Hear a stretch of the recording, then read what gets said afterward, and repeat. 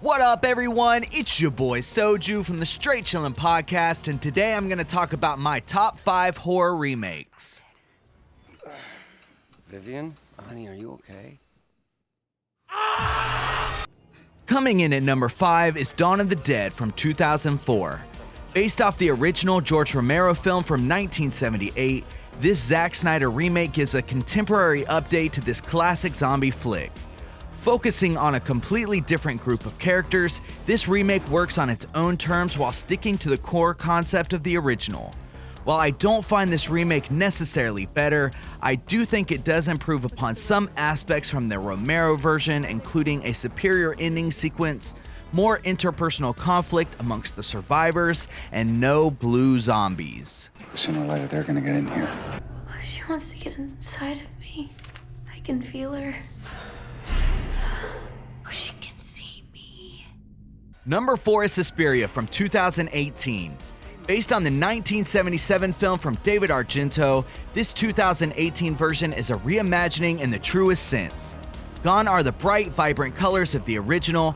This version trades in style for substance with a story that feels much more comprehensible and offers a lot more brutality as well. This film even does a 180 on the score, replacing the abrasive and sporadic music of Goblin for a much more ethereal soundtrack from Tom York. Anyone in here?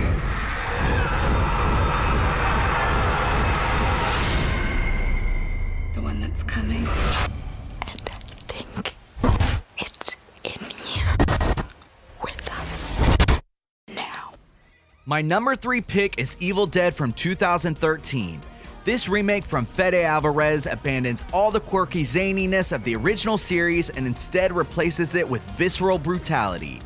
While the decision to exclude the popular character of Ash Williams was a bold choice by Alvarez, I think this new Evil Dead has become one of the most revered horror films of the past decade and will hopefully be the beginning of a new, more brutal Evil Dead series. I read a passage from that book. Something went wrong, Seth. When you went through, something went wrong. Coming in at number 2 is The Fly from 1986. Based on the original from 1958, this David Cronenberg film is body horror at its absolute best. Highlighted by spectacular performances from Jeff Goldblum and Gina Davis, this version of The Fly does a great job of showing a tragic love fall apart as we watch every single step of a man slowly becoming a monster. I'm afraid. Don't be afraid. No, be afraid. Be very afraid.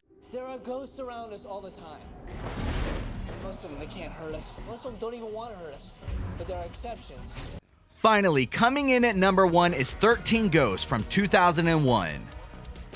Nah, I'm just kidding.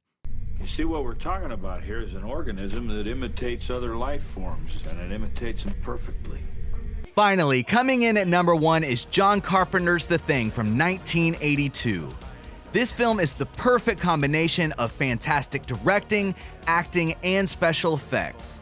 Almost 40 years later, this film still holds up as a horrifying spectacle and not only exceeds the original film, but also exceeds most other films in the horror genre. Nobody trusts anybody now. So there they are, my top 5 horror remakes.